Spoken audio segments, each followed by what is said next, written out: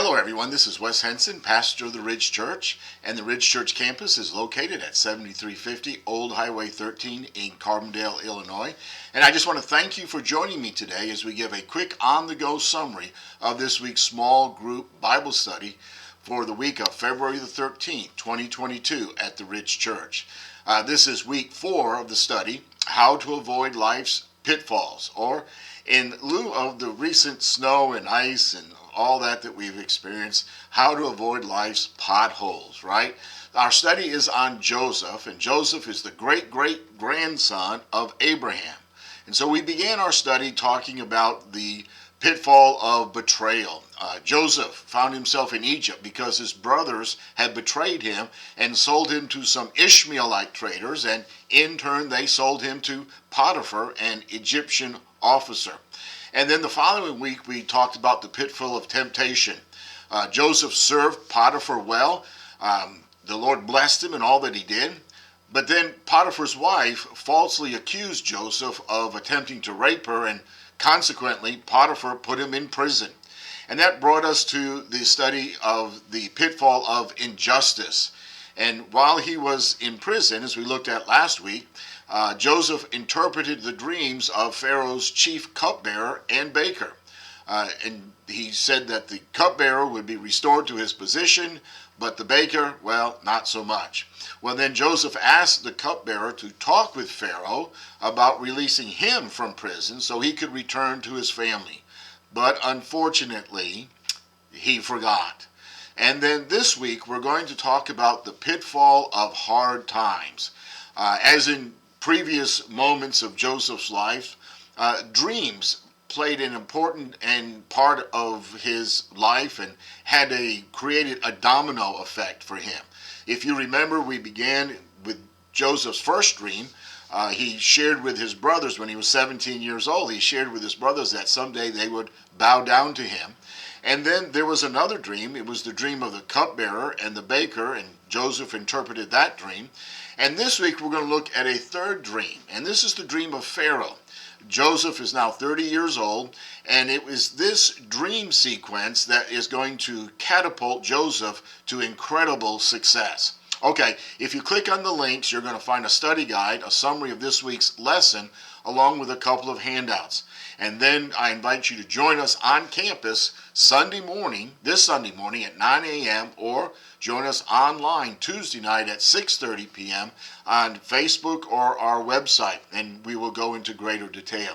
All right, let's look at this week's lesson. The point of our study this week is to trust God to see you through any crisis. And we begin in Genesis chapter 41, and the first group of scriptures are verses 28 through 32.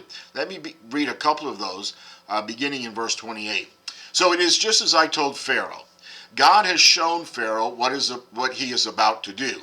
7 years of great abundance are coming throughout the land of Egypt, and after them 7 years of famine will take place, and all the abundance in the land of Egypt will be forgotten. The famine will devastate the land.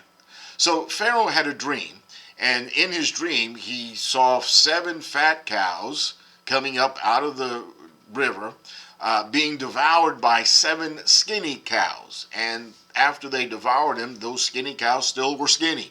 And then the second dream that he had was of 7 plump heads of grain that were swallowed up by 7 thin heads of grain. So Pharaoh wanted to know what the dream meant. And as he was talking about it, suddenly the cupbearer remembered Joseph. And so Joseph was summoned, and he let it be known to Pharaoh that it was God who would let him know the meaning of the dream. And so the bottom line of Pharaoh's 2 dreams was this. For 7 years, Egypt would have a great abundance, but the following 7 years would bring about devastating famine. So our point of the lesson is trust God to see you through any crisis. So how do we do that? And truth number 1 is seek God's wisdom, as Joseph sought God's direction as he interpreted the dream of Joseph. All right, let's move on to our next verses. We're going to scoot on down to verses 47 through 49. Verse 47 says this, During the 7 years of abundance, the land produced outstanding harvests. Joseph gathered all the excess food in the land of Egypt during the 7 years and put it in the cities. So we need to trust God to see us through any crisis. The first action is to trust God's wisdom or seek God's wisdom. And the second truth we see here in these verses is we need to follow God's plan. So through those wealthy years, Joseph did not be overconfident. 7 years of produce abundance did not cause him to think, well, maybe it's not going to happen.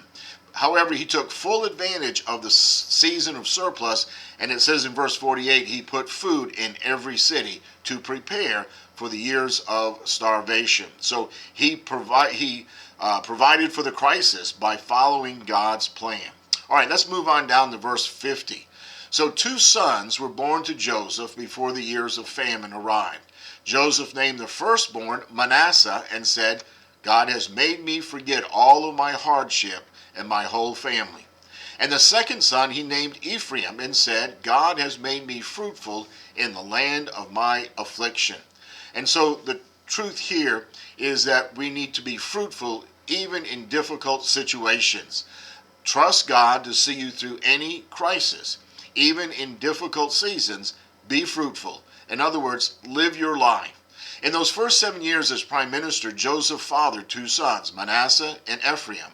And so someone would ask, well, why would you start a family knowing the uncertainty of the future?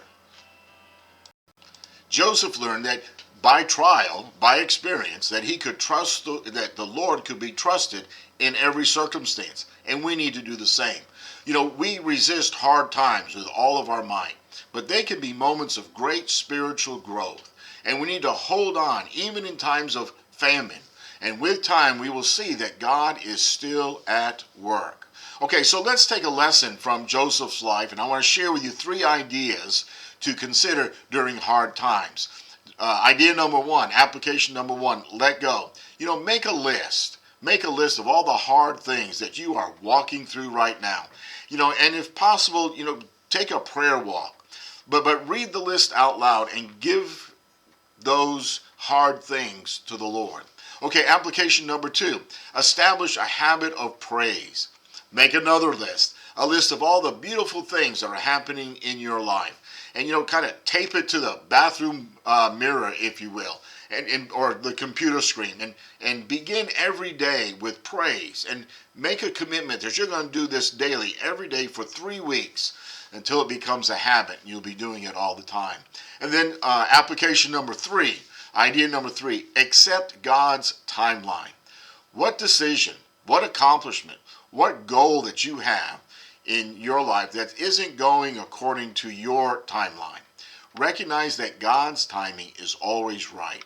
And maybe ask a friend to pray with you and for you as you patiently wait on God's timing.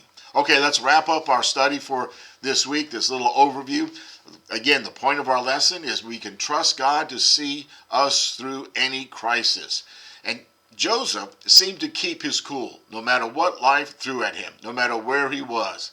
And this is a sign of true spiritual maturity.